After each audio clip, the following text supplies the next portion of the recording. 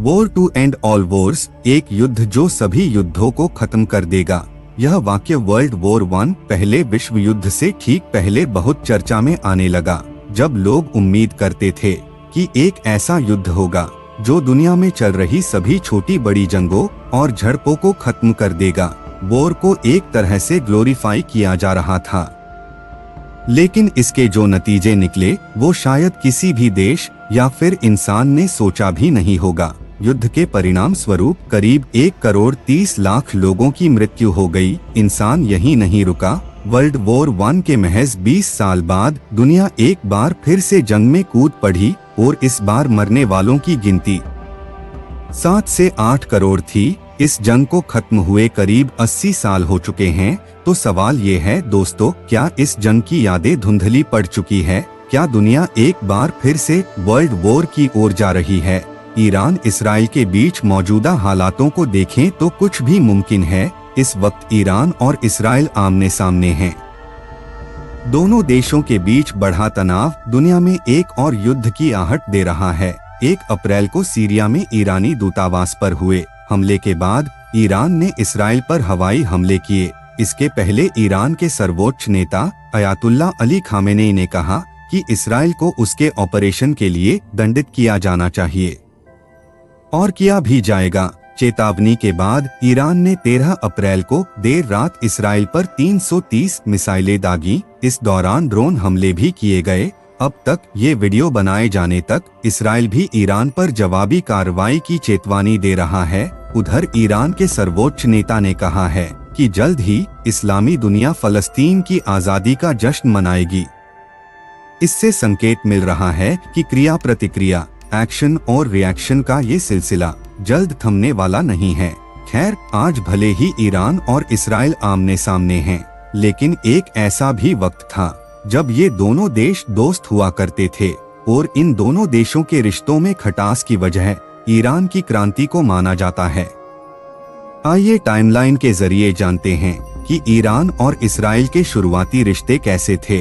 रिश्तों में खटास कब से आनी शुरू हुई? मित्र देशों के बीच दुश्मनी क्यों बढ़ी? और इस सब में ईरानी क्रांति की क्या भूमिका रही? और अब आगे क्या हो सकता है? साल 1948 ईरान और इसराइल रिश्तों की शुरुआत साल 1948 से होती है। दरअसल साल 1948 में दुनिया के नक्शे में इसराइल नाम के देश का जन्म होता है। इसराइल की स्थापना के बाद उसे मान्यता देने वाला ईरान पहला देश था। उस वक्त ईरान में पहलवी राजवंश का शासन था। इस राजवंश ने ईरान पे आधी सदी से अधिक समय तक शासन किया था। पहलवी राजवंश अमेरिका का समर्थक था, जबकि इसराइल भी अमेरिका का समर्थन करता था। दिलचस्प है कि आज जिस फलस्तीन के साथ ईरान खड़ा है, उस फलस्तीन ने ईरान द्वारा इसराइल को दी गई मान्यता को नकबा यानी तबाही बताया था, जब 7 लाख से अधिक फलस्तीनियों को जबरन बेदखल कर माइग्रेशन के लिए, पलायन के लिए मजबूर किया जा रहा था। साल 1968 देश बनने के बाद इसराइल गैर अरब राष्ट्रों के साथ संबंध स्थापित करने के लिए तत्पर था। आगे बढ़ते हुए इसराइल ने ईरान की राजधानी तेहरान में एक दूतावास की स्थापना की। दोनों देशों ने एक दूसरे के यहाँ अपने राजदूत नियुक्त किए। व्यापारिक संबंध भी बढ़े और जल्द ही ईरान इसराइल के लिए तेल आपूर्ति का प्रमुख स्रोत बन गया। दोनों ने 1968 में एक पाइपलाइन शुरू की, जिसका उद्देश्य ईरान के तेल को इसराइल और फिर यूरोप तक भेजना था। साल 1979 अब वक्त आ चुका है ईरान में इस्लामी क्रांति का, और यहीं से शुरू होती है इसराइल और ईरान के रिश्तों में कड़वाहट। ईरान में 1979 में हुई इस इस्लामी क्रांति ने दोनों देशों के बीच संबंधों में खटास ला दी। शिया उलमा अयातुल्ला रूहुल्लाह खामेनेई ने ईरान की सत्ता से शाह मोहम्मद रजा पहलवी को बेदखल कर दिया। वही पहलवी जिसके संबंध इसराइल और अमेरिका से बहुत अच्छे थे। इसके साथ एक नए इस्लामी गणतंत्र ईरान का जन्म हुआ। शूनी ईरान के नए सर्वोच्च नेता खामेनेई ने उस वक्त विश्व शक्तियों को अहंकारी करार दिया और उनके खिलाफत की नीति अपनाई। नई ईरानी सत्ता ने अमेरिका को बड़ा शैतान और इसराइल को छोटा शैतान की संज्ञा दे दी। क्रांति के बाद ईरान ने इसराइल के साथ सभी संबंध तोड़ दिए।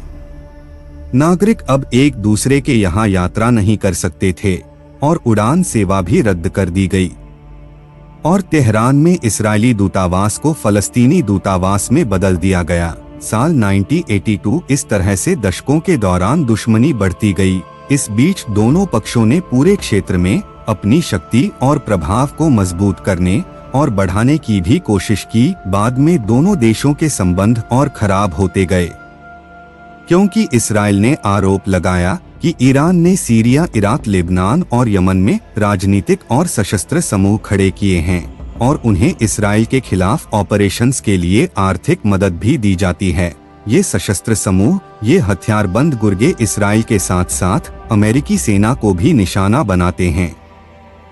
इनमें से मुख्य है लेबनान में मौजूद हिजबुल्लाह, जिसका गठन 1982 में दक्षिणी लेबनान में इस्राएली कब्जे से लड़ने के लिए किया गया था। साल 2023 अक्टूबर 2023 में हमास और इस्राएल के बीच युद्ध शुरू हुआ। इसके बाद से हिजबुल्लाह उत्तरी इस्राएल में रॉकेट से हमले कर रहा है। ईरान सशस्त्र हमास का भी समर्थन करता है, जिसने अक्टूबर 2023 को दक्षिणी इस्राएल पर हमला किया था। वहीं मध्य पूर्व में ईरान ने यमन में हूती विद्रोहियों को भी सहायता प्रदान की है। इस समूह ने लाल सागर में इस्राएली शहर इलियट पर कई बार बैलिस्टिक मिसाइलें दागी हैं और शिपिंग जहाजों पर हमला ये अक्सर करते रहते हैं। 1 अप्रैल 2024 ताजा विवाद 1 अप्रैल को सीरिया में ईरानी दूतावास पर हुए हमले से उत्पन्न हुआ। दरअसल इस्राएल का आरोप है कि ईरान लेबनान में हिजबुल्लाह को मिसाइलें और अन्य हथियार भेजने के लिए सीरियाई क्षेत्र का उपयोग करता है। वहीं इस्राएल ने हथियारों की आवाजाही को रोकने के लिए सीरिया में कई हवाई हमले किए हैं। इसी कड़ी में 1 अप्रैल को युद्धक विमानों से सीरिया की राजधानी दमिश्क में ईरानी दूतावास पर हमला किया गया था। हमले में ईरानी रिवॉल्यूशनरी गार्ड्स कॉर्प्स IRGC के अल-कुद्स बल के एक वरिष्ठ कमांडर सहित कम से कम 11 लोगों की मौत हो गई। ये सभी दमिश्क दूतावास परिसर में एक बैठक में भाग ले रहे थे। हमले का आरोप इस्राएल पर लगाया गया, जिसने इसकी जिम्मेदारी नहीं ली। वहीं इसके जवाब में ईरान ने 13 अप्रैल की देर रात इस्राएल पर 330 मिसाइलों से हमला किया। इस दौरान ड्रोन हमले भी किए गए। इस तरह से दोनों देश एक बार फिर आमने सामने आ गए हैं और आगे क्या हो सकता है, इसके बारे में जल्द ही अगली वीडियो में बात करेंगे।